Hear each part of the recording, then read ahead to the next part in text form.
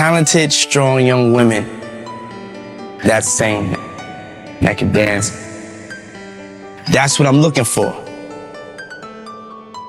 I have to get it this time.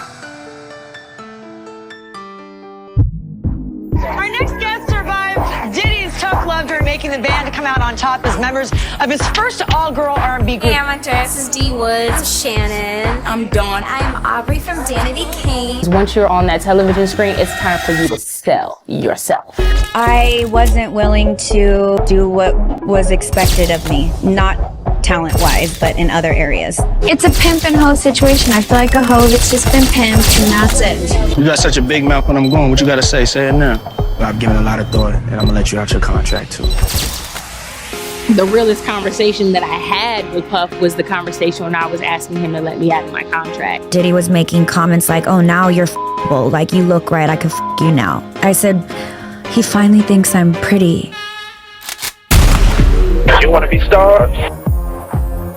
I'll make you a star. Sometimes you gotta go through the pain Make sure you read that paperwork. to experience the joy. Their debut just went platinum.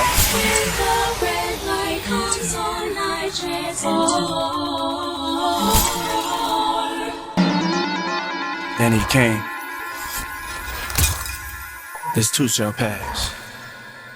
Hi, I'm Shelby, and welcome to Shelby Search Bar, a series on Deep Dive where I take you all on a journey through the world's largest database, the internet, and present stories to you that I find interesting. Today, we are taking a dive into one of the most successful all-female pop groups to ever debut in American history, Danity Kane. So be sure to grab your floaty as we explore how Danity Kane was first discovered on Making the Band, the dark side of being signed to P. Diddy's record label, how none of the members saw a penny from their success, despite having 2 platinum albums, the group being dismantled on live television, their disastrous comeback in 2013, and all of the twists and turns in between.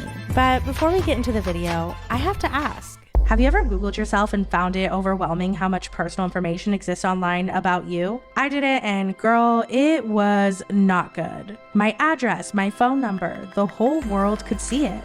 Not to mention that data brokers sell your information to telemarketers, scammers, and who knows who. I decided to learn more and found out AT&T recently mentioned 73 million personal records of current and former customers were released all over the dark web. They recommend those affected use strong passwords, monitor account activity, and consider credit freezes or fraud alerts from credit bureaus. It made me want to do something to help beef up my personal security. Learning more about how common risks like these really are is why I've started using Aura, the sponsor of today's video.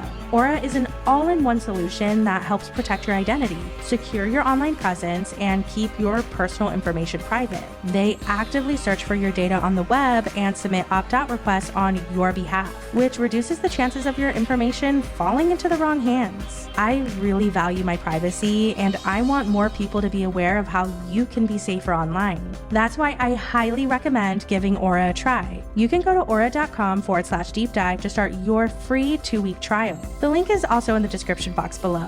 Take control of your personal information and enjoy the peace of mind that comes with knowing you're protected. Thank you again to Aura for sponsoring today's video, which allows us to make the content we love to make. Now let's get back into the wild, twisted world of Danity Kane. The story of Danity Kane starts in the late 90s when boy bands were ruling the music industry. Lou Pearlman had perfected the boy band template, launching 2 of the best-selling groups in pop culture history, the Backstreet Boys and NSYNC. If you don't know who Lou Pearlman is, that is a whole other can of worms that we could do an entire video on. But basically, he was a notorious scam artist who founded multiple boy bands and used the success of said bands to run one of the largest Ponzi schemes in US history, being dubbed the Boy Band Bandit. Anyways, let's take it back to 1999. Lou Pearlman had created multiple platinum hits, pioneering the music that was blasting through the speakers of boomboxes across the globe. But he wanted to transcend the music industry by taking his boy band template and turning it into a reality TV show called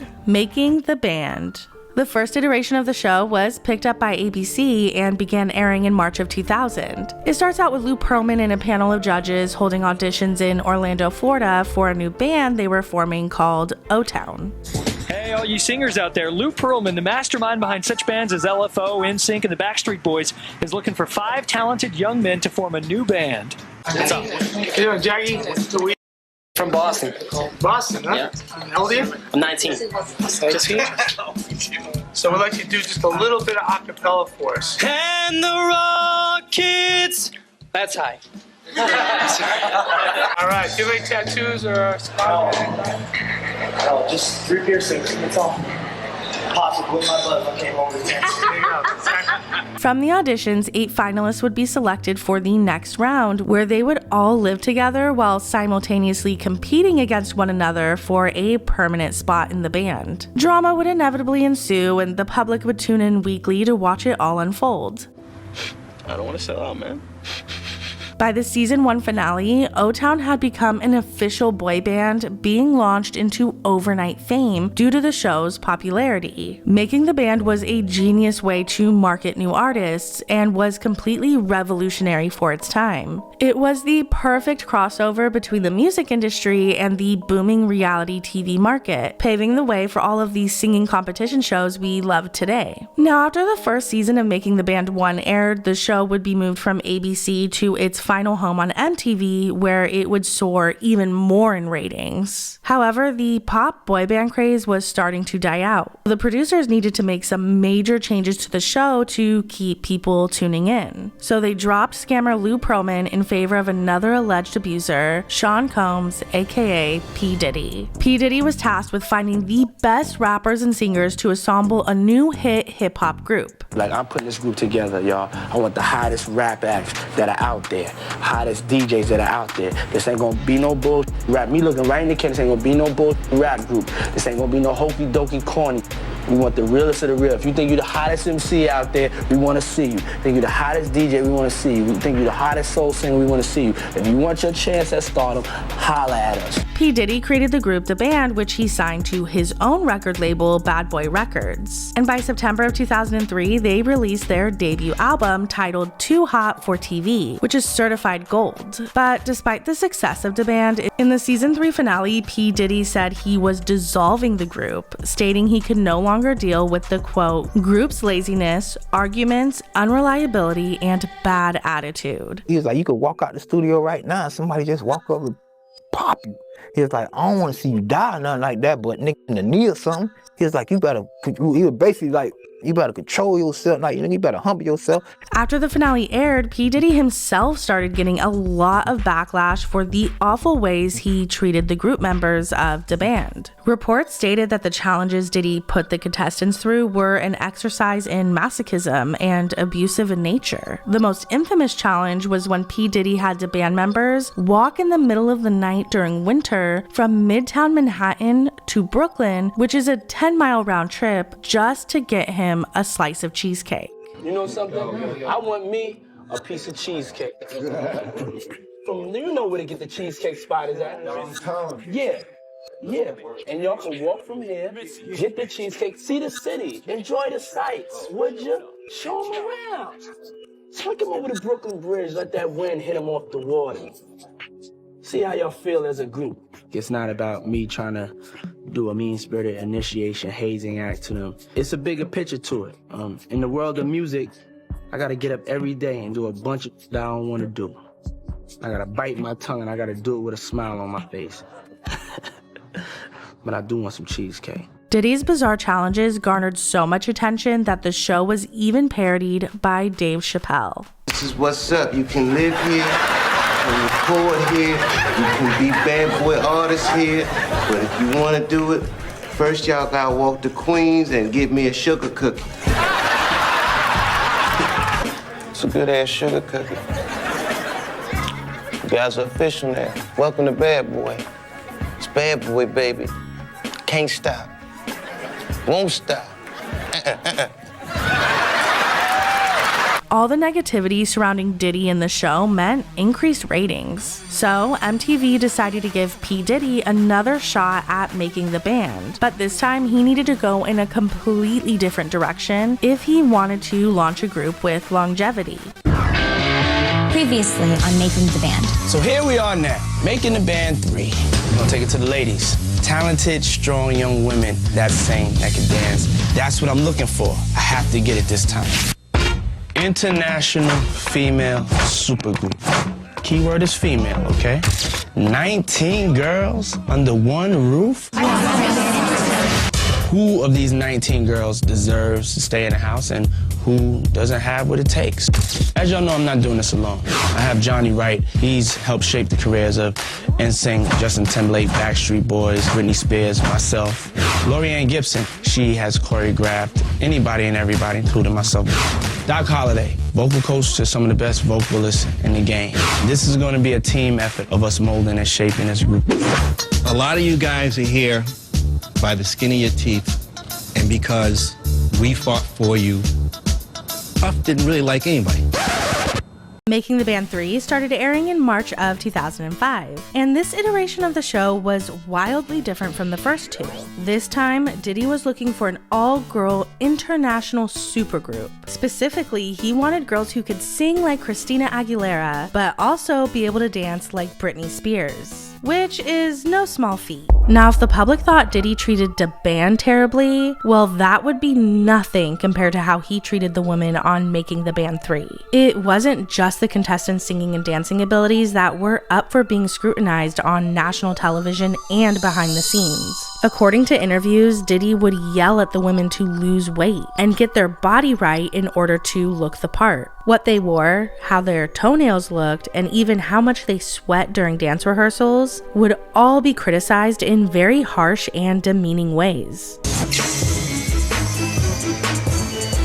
Did she lose weight or gain weight? She just stayed the same. She ain't surely slow down on them burgers. She couldn't dance at all. I remember her. I was looking at her like I was ready to take some black off her skin. Revolt her blackness.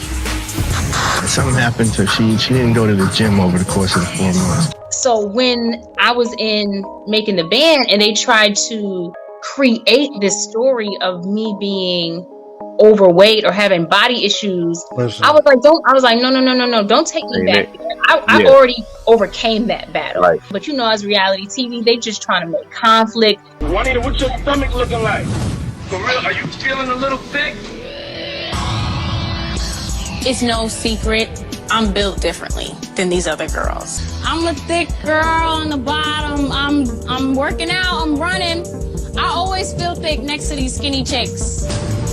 You're like a burger away. By the season 1 finale of Making the Band 3, Diddy would pick 3 finalists to move forward: Aubrey, Malika, and Andrea. However, he was unable to form a supergirl group with just 3 members. So his team had to hit the road, auditioning thousands of women across America to start the process all over again. We're back. Never fear, your boy Diddy is here with a new season of Making the Band. Last season, we tried to make an international female superstar group. Move your body, shake your body, get naughty, naughty. It didn't quite work out. It's called Making the Band, but there's no band for me to make out of this group. This season, I promise you, boys and girls, your boy Diddy, I'm gonna make a band if it kills me. Now, fast forward to the end of season 2, and 5 contestants would finally be picked in front of a live audience in Times Square, officially making the band.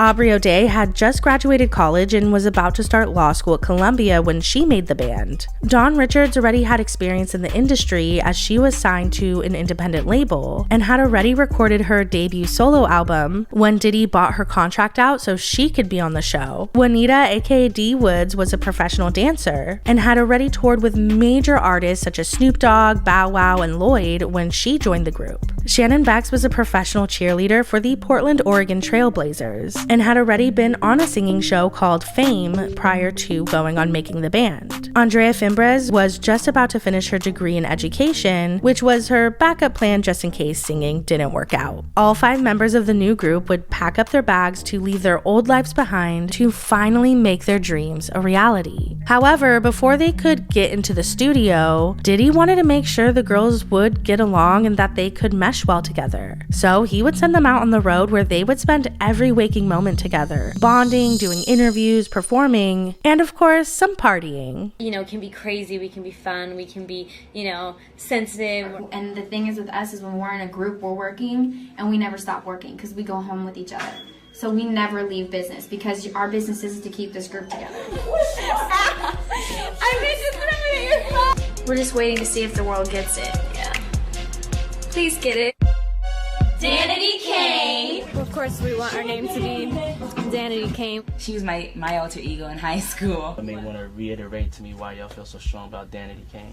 The whole purpose of Danity Kane was to come up with something that we can define, not it defining us.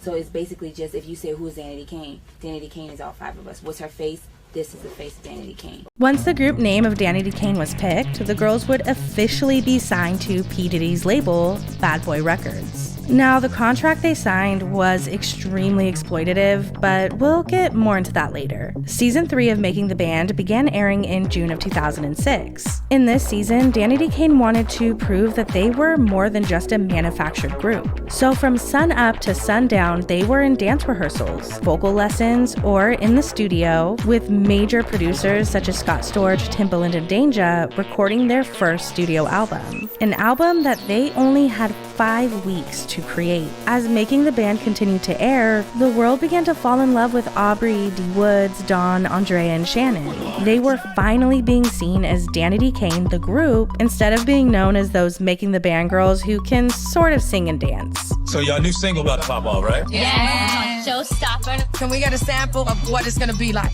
We're show-stopping, we show-stopping, we show-stopping, we show-stopping. That's how we keep it popping. Make sure the bass knocking, so when you see us rocking, we call it show-stopping. Y'all heard it here first. We'll let you boys say this going down. Wow. That's hot. Oh, y'all just sold the album right there. It's over. We're getting all kinds of love. They've moved up in the world. They're not making the band free anymore. Now they're superstars. We're living our dream. We finally made it to a place where people know who we are and they respect us for the artists that we are. And it took a long time to get that, and it feels hella good. Showstopper was the first single Danity Kane released, and it was massively successful, peaking at number 8 on the Billboard charts. But the girls were only just getting started. Their debut album, titled Danity Kane, released right after the finale of Making the Band 3, selling over 109,000 copies in just the first day, charting at number 1 on the Hot 100, and was certified platinum. With that, they had officially proven to the world that together, they were an unstoppable force. Coast to coast, from the sea to the floor, from the beach of California to the sands of Jersey Shore. All my girls say I, all my girls say oh, all my girls in the club, show them love, show them love. Come on! Dip, dip, dip low. DSSS dope. Rock, rock, rockin' the show. Yeah, oh, you pimps and hoes.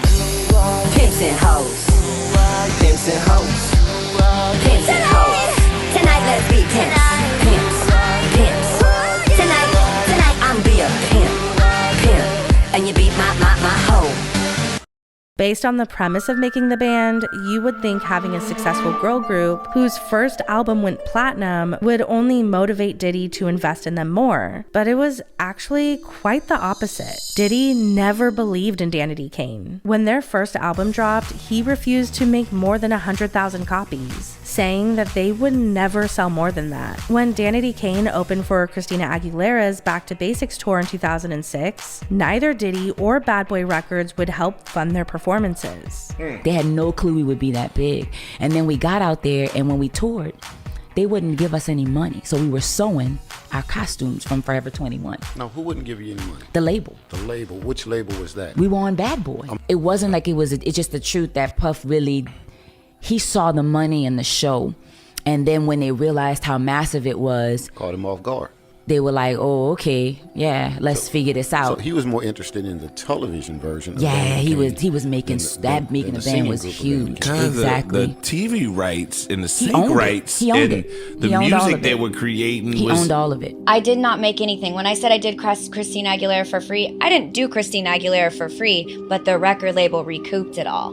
We were in debt at the end of that tour. I want there to be closure with a man that gave me my first opportunity in this game. And because you gave that to me did not mean that you could take all the money that I made you. Dawn, Shannon, Andrea, D. Woods, and Aubrey were making absolutely no money at all. In fact, the more successful the group became, the more debt they incurred. MTV didn't pay them for their time on making the band. Their deal with Bad Boy Records was so bad that they weren't seeing a penny from their album sales, despite Diddy literally raking in millions off of songs that they had even co-wrote. They were investing their own money into performances, but weren't seeing any profit from it. Bad Boy Records cared so little for Danity Kane that they would even shelve the group entirely at the height of their success. And their manager would drop them during the Christina Aguilera tour. This would leave each member of the group in a horrible financial position. They all had to seek out individual projects to make some kind of money, but going down separate paths would cause them to drift apart, and tensions would begin to rise within the group. With no second album in sight and the girls not knowing how to answer the media's questions as to what was going on, rumors inevitably just started to swirl. The first point of contention was when reports came out that D. Woods had left Danity Kane in order to pursue an acting career. Right after this, TMZ dropped an article stating that Aubrey O'Day would also be leaving to join the Pussycat Dolls. We also have a full video on the exploitation of the Pussycat Dolls, so be sure to check that one out. So what's up with Danity Kane's next album? Dang, you asking all the crazy questions right now. Crazy questions. You got something to say about Puffy, huh? Is that what it is? Is that what it is? I have absolutely nothing to say about Puffy. I haven't looked at him longer than 10 minutes. When are you gonna find out about the whole Pussycat Dolls thing? You're giving up secrets right now. You're not supposed to know about that. From Danity Kane or from Pussycat Dolls? Which is it? A little bit of both. Which, are you gonna be on the Pussycat Dolls? Is that what it is? Are you still on Danity Kane now? Yes, I'm still on Danity Kane. Are you gonna stay in Danity Kane? Yes. Definitely? If Danity Kane stays with me, sure. Well, I mean, why are you saying it like that? You don't know what the deal is? Yeah, don't know what the deal is. Really? Yeah. When it comes for you guys to get together and do stuff, I mean, who goes out and makes the contact between everybody? I used to be our manager, but we don't have one anymore, so at this point it's just us. Well, D. Woods just left the group, is that true, or? That's what I saw. Yeah. Drea and Shannon and I, talked the other day, but I don't know. Wow, she's not preparing your call, dude. That's... No, I don't know if it's that, but I honestly can't sit here and tell you either way whether it's true or not, which is sad. Diddy, however, had appeared to completely move on from Danity Kane, making a whole new band called Day 26 on the 4th iteration of Making the Band. But the season 1 ratings of Making the Band 4 were nowhere near the record-breaking viewership of Danity Kane seasons. That's when Diddy and MTV realized that they needed Danity Kane if they wanted the show to be successful. All of a sudden, the group was no longer shelved. A second album was announced, and Danity Kane was right back in front of those MTV cameras along with Day 26 for a whole new spin on Making the Band. I don't know, you guys. I feel like it's gonna be different this time around. How so? I don't know. I just feel like we got so much more that we want to do. I'm just hoping we get a chance to do it. So we're here, and we're going to be recording our second album, and I can't wait to get in and see what we sound like. I think the second album gives a chance for the artist to evolve into that step in the further. industry. Yeah. Legitimized in the industry. So what did y'all do during your off time? Work. Yeah, for real. We were all in the studio. We put in what sound do we want. Just trying to find out, how to get better. Do y'all have stuff y'all want to submit for your album? Yeah, definitely. Okay, so we need to hear those right away. Aubrey, let me talk to you. Stay for a second. What now? I gotta be honest, like, there's a chance that you could be holding this group back by some of your actions and you not knowing how serious this thing is. And I ain't gonna let you up my money. Some of your actions, some of your decisions, some of your choices affect the group. Like whether it's you decide to turn your eyes green or you decide to get a weave or you got to get that approved on how it's gonna affect the rest of the group. The stuff that I seen of you in the press over the last couple of months, I don't think it was beneficial for the group. But stuff that the press says has nothing to do with me. I have no control over what they say about me. I get written up about things that's not true neither. I'm talking about when it comes to the group. When we put this group together, you was one of the first people I put in the group. And I feel like I judge you on a higher scale by putting you in the group first. Making the band 4 was extremely successful, but also controversial. Combining Day 26 and Danity Kane into one show made for incredible reality TV. Between the group members hooking up, the drama and music, America was hooked. But it was truly the beginning of the end for Danity Kane. The downfall kicking off with Diddy's newfound disdain for Aubrey. See, Diddy had always favored Aubrey from the very beginning and had essentially built the group around her, but that would all change in making the band 4. During the group's hiatus, Aubrey was in the Hollywood socialite scene, so she was constantly in the spotlight. This upset Diddy, not because of her new sexier look, but because Aubrey was honest about how he was shelving the group, which made headlines, making him look bad. This would inevitably lead to Diddy constantly picking fights with Aubrey under the guise of how she looked. You want to show all your skin, you want to be naked. Can I ask a question? What do you want to look like though? Do you want to look like a playboy, playmate? Do you want to look like you? I'm done with all of that. No. Like, what do you want to look like though? I'll tell you. What do you want to look like though? I'll tell you. I'm not focused on me. I'm focused on what this group should look like and how I should fit in this situation. You like big hair though. I don't like big hair. You do like big hair. You like big hair. You like a lot of makeup and all that. Actually, I don't. I want you to look like Pamela Anderson. I don't want to sign Pamela. Well, that's in the direction. Well, you don't look like her. You don't look like that girl that I signed. I'm glad you know who Aubrey is. Puff, it's 3 years later. It's 3 years later, and you're going in the wrong direction. Okay, well, you're going in the wrong direction. You need to stop the truck, pull over. I'm asking myself, why do I have you here? So I'll move on to something else. I'll give you the answer soon. All right? And you may not be here then. Okay. Before it gets to that. And anybody want to go with you, they could go too. The arguments between Diddy and Aubrey would somehow end up sparking rumors that they were sleeping together and that she was pregnant with his baby. Let's go with the rumors. Was that Puffy didn't like your sexy image? Do you think that's the truth? Well, I also think that he's had you, but everybody denies that. I think that there was at least one time where Puffy loved your sexy image. I'm sure he loved my sexy image, but you know, you've had me here so many times now, you know what it is. I'm on your team, girl. Now, according to Dawn, behind the scenes, she heard that Aubrey was having relations with their managers, which would also end up causing some major issues within the group. And I found out later that Aubrey had like full-on relationships with our managers, and I didn't even know the girl. She had like a full-on relationship. Like there was a lot of like that was her boo?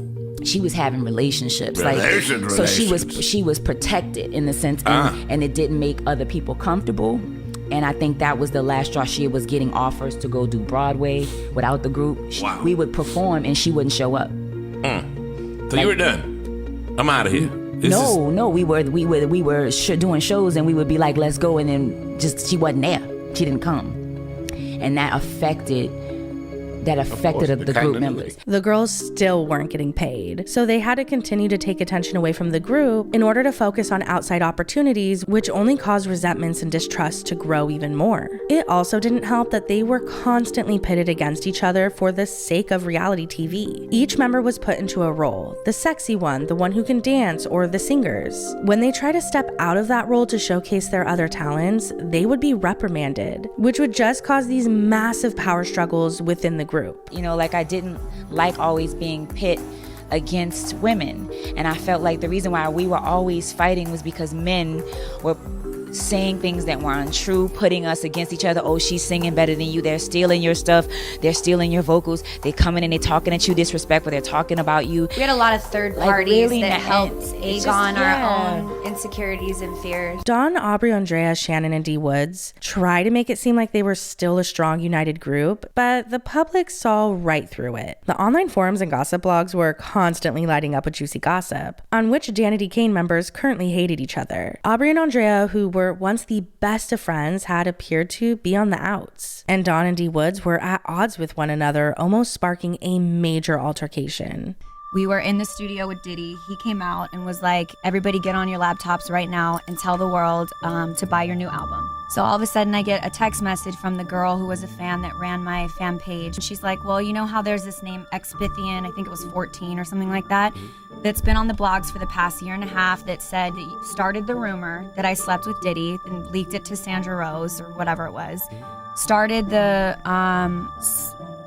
circulating cellulite on specifically D. Woods, and I called D. Woods on the forums a fat N-word. And I was always telling this fan, kick them off the site, get rid of them, get rid of them. So all she can do is read the inside computer information, like all the IP addresses, etc., as a monitor. And she said to me, what's the computer that you just posted to everyone to buy your guys' new album? And I said, well, Diddy came in and he told us to get on the computer now. I don't have my laptop, so I went on Dawn's. Why? That was the IP address? And she said, that's the IP address of Expithian. So I ran upstairs while everybody was on a damn lunch break, typed in EXP, and Expithian 14 popped right up in her user box. So at that point, I didn't say anything because I wanted our group to work. And sometimes you have to put business in front of your feelings. But anyway, long story short, D. Woods got off the phone and Dawn didn't hang up her phone properly. And she was, again, cursing out D. Woods, making slurs, doing all kinds of crazy shit. And D. Woods saw it for herself. And then that's when I sat down with D and was like, yo, this is the truth that I've known for a while. This is what we're dealing with. And then literally the next time they were in the same room together, they almost fought. Really? D. Woods went off.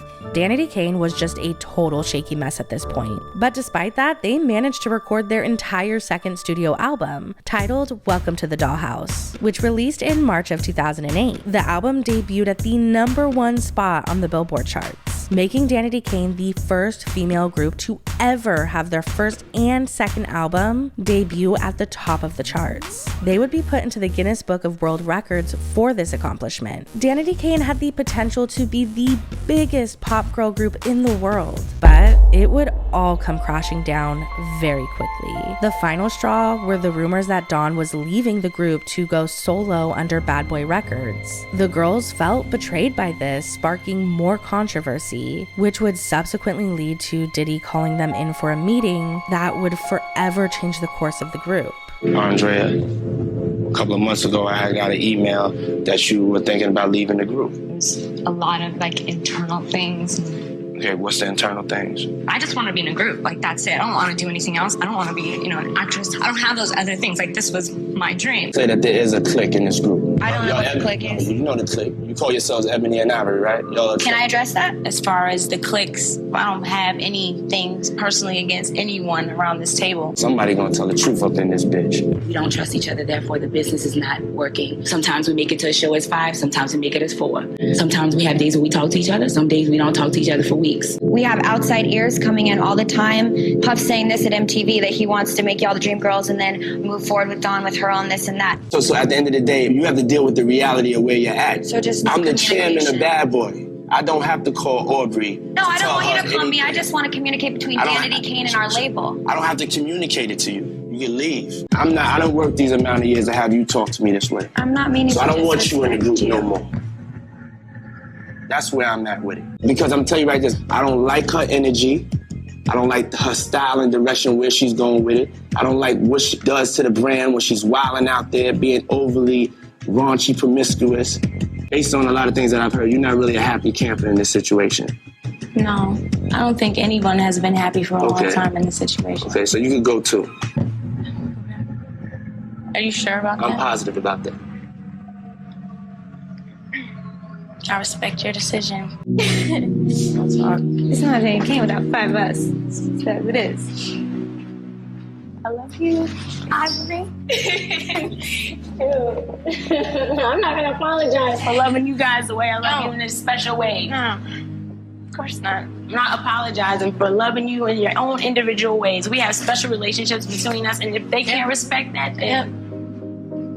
Diddy never cared about Danity Kane from the start. Dismantling the group on television made him a whole lot of money, from TV ratings to the second album promotion. He had spent years financially exploiting every single member of the group. And when he was done, he tossed them away and made it seem like it was all their fault. With Danity Kane officially over, each member would embark on their own journeys. Aubrey would hit the reality TV circuit and even scored a solo record deal with Universal. But after her single Automatic dropped, she would be shelved yet again. Shannon would go on to work on a country album, D Woods would start her own independent label called Wood Grain Entertainment, and would drop her own solo EPs. Andrea would hit the Latin music scene, performing and touring with Soto. Dawn was the last remaining DK member still under contract with Bad Boy Records, becoming a member of Diddy's Dirty Money Collective. But eventually she would leave Bad Boy Records and go independent. Now let's fast forward a couple of years to 2013, when Danity Kane announced that they were getting back together, but this time without Diddy. Wait a second. Isn't that Aubrey O'Day and the other chicks from Danity Kane together? My God, you know what this means? It means that we're back! Danity Kane is reuniting, but without Diddy. So you guys are not working with Diddy? Are you afraid of upsetting Diddy? Who is that? This was the whole idea. The reunion was coming back together when it was first starting, and D Woods wasn't with you, and there was no plans that she was going to be with you. So has that been settled now? Her legacy will always be here, and she was part of the, the startup of this, what we have now are sitting on, double platinum selling artists. Is she not talented enough? But yeah, I guess my question is, why didn't she come back? Talented. D Woods wanted to focus on her solo career. Oh, when I spoke to her, she said that you guys didn't ask her to come back. No, we asked her. We asked her. Oh, wow. So she said no. We're back together. New music soon? Yeah, we do. We have a new song by the Stereotypes that we love called Rage. Rage. When are we going to hear it? We're going to hear it soon. Very soon. I know D Woods isn't with us, but will Diddy be involved in this? Diddy always fights his way back, but we're on our own terms this time. Yeah. Well, there was drama surrounding D Woods choosing to not reunite with Danity Kane. In an interview, she explained that the entire thing was just too messy, and she had already moved on with her life. They popped up with this reunion that seemed very manipulative, manipulative on getting people to come together and do it, and also manipulative on playing on the emotions of our fan base, because it wasn't right. The business wasn't right. There wasn't even a discussion about money. And these were all the reasons why the shit didn't work out in the first place. So, wow. If you break up with your boyfriend or your girlfriend, you broke up for a reason. And if y'all come back together, those things need to be discussed. They need to be atoned for, and there was no discussion for that. And I was like, I know the role that I played in the group, and I was bullied, I was unappreciated, I was punished. I can't go 100% with people that I don't trust. Like y'all stabbed me in the back, you know what I'm saying? Y'all didn't have my back. It didn't have to end on ugly terms between us five, because the real enemy was Puff. D Woods wasn't wrong. Danity Kane getting back together ended up being a complete and utter disaster. They were trying to recreate the same formula of making the band by launching a new reality TV show along with an album. They filmed a pilot episode where Aubrey and Andrea get into a huge fight, which was all completely staged, coming off extremely inauthentic. Also, Dawn didn't like how the producers manipulated the editing to paint her in a bad light. Needless to say, the show just didn't get picked up. During this time, they were also prepping for their very first concert back together after 4 years. But it ended up getting canceled due to Chris Brown, who was also performing, as he got arrested. By March of 2014, they announced that they were going on a small tour around America. However, on the opening night, Andrea would announce that she was leaving the group at the end of the tour to focus on her family. With every step forward that they tried to take, they would be launched 3 steps back. Danity Kane was now down to just Shannon, Dawn, and Aubrey. Now, somehow they still managed to record their third album titled DK3, but while in the studio on August 4th, 2014, the group would end in a fiery physical altercation, all before the album could even be released. When something is poison and you go into the studio and people are literally going behind your back and lying to you and taking your vocals and doing things that are shady, that's foul. Right. And they knew that not only that, I found out my father had cancer, my grandmother died, and they knew this, and I was like, yo, all we have is the studio. This is all I have is this project. I believed in them. I'll go even deeper and tell you guys that I got sick. That they had a whole week to go in the studio by themselves, and I text them and I was like, kill it. I love you guys. Y'all gonna kill it. And whatever you leave open, I'm gonna go in and record. And I walked in the studio and they were secretly, they told me we had studio the next day, and they went in the day before and was like gonna record the ad-libs I did, my vocals. And I walked in on them doing it. And I tried to confront them, and they were like, no, we're talking and putting hands in face. And I blacked out. The crazy part is it wasn't even like a ball out fight. It was like, I was angry. Yeah, and then I stopped, and then I realized what I did. You and Dawn got into a fight. Dawn said she hit you. She did. She did hit you? Yes. She did. Was it a punch, open hand slap? She sucker punched me in the back of my head. And what did you do back? She left the room. I ran out. She ran out. Like the white girl that I am, and I immediately got on my cell phone and I called the police. I told her, I was like, I don't think I would have ran out. But for real, like a lot of misconception about that day went down, and I just want to clear the air that there was no fallout, brawl, like heightened like situation. There was only one person who was acting erratic and cussing and sucker punched one other member, and that was it. We had hoped that a lot of the things from the past had changed, and they hadn't. And we were dealing with a situation where, if anything, bad habits were now ingrained. Even though Danity Kane yet again imploded, Shannon announced that they would still be releasing their third album as promised for the fans. DK3 dropped in October of 2014, peaking at number 44 on the charts. The album definitely didn't do numbers like their first two, but it was critically acclaimed. Fast forward to the very next year in 2015, Shannon and Aubrey would get together to form a duo called Dumb Blondes. Tell me why you guys decided to get together and do this fun project. Well, we came off of, once again, trying to revive Danity Kane last year, and that didn't end up working out, and so we really just wanted to continue working together. Due to all the history, hurt, and disastrous first reunion, the world didn't ever think we would see any of the members of Danity Kane reunite ever again. But by 2018, Aubrey, Dawn, and Shannon had made amends, announcing the Universe is Undefeated tour, where they would perform Danity Kane songs as well as promote music from Dumb Blonde and songs from Dawn's new solo album. Dawn and Aubrey would even release an EP together called Strawberry Milk. This would really be the last thing any of the members did together, as since the year 2020, the group has been on an indefinite hiatus. You get back together with them? You guys did as a trio in 2018. I would forever be back with Danity Kane. I'm the one that's brought us back every time, and I'm not the reason why it was ended either. I don't care if I didn't get along with any of them, but I do. But if I didn't, I would always want it to come back. Will it? No. The other girls don't feel the same way I do.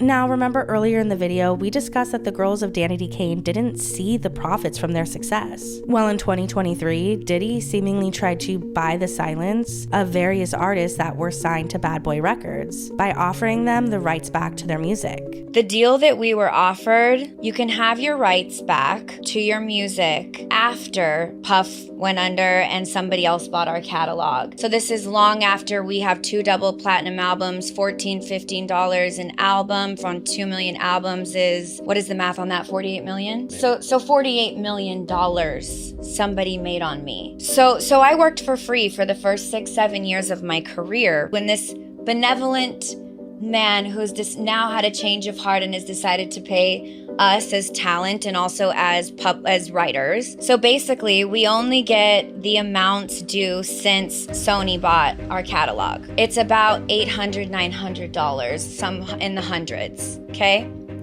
And in order to get that, I have to release him for any claims or wrongdoings or actions prior to the date of the release. I have to sign an NDA that I will never disparage Puff, Bad Boy, Janice Combs, or Justin Combs' music or EMI or Sony ever in public. It is unknown which artists actually accepted signing the NDA in exchange for publishing rights over their music. But one thing is for certain, Aubrey O'Day did not sign that NDA. As lawsuits have been coming out against Diddy showcasing his horrific abuse, Aubrey has been very publicly supportive of his victims and has opened up way more about what she truly experienced behind the scenes with Diddy. I'm right now taking inventory of my experience. I'm being forced to. Even very early on where Diddy was making comments like, oh, now you're f***able, like you look right, I can f*** you now.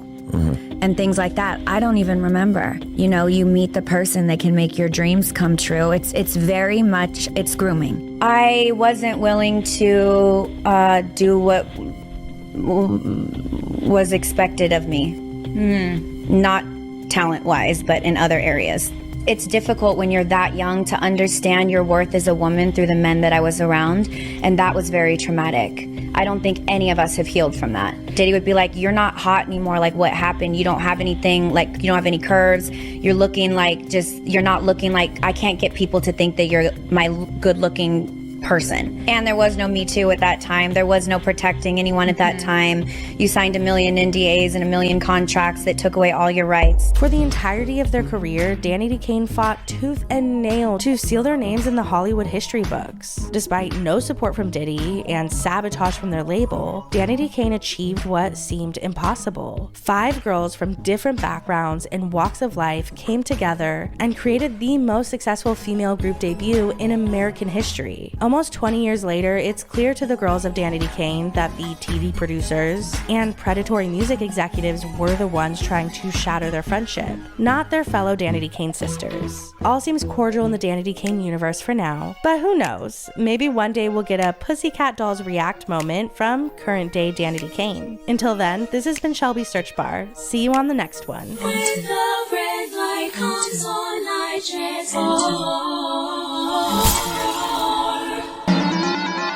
Danity Kane.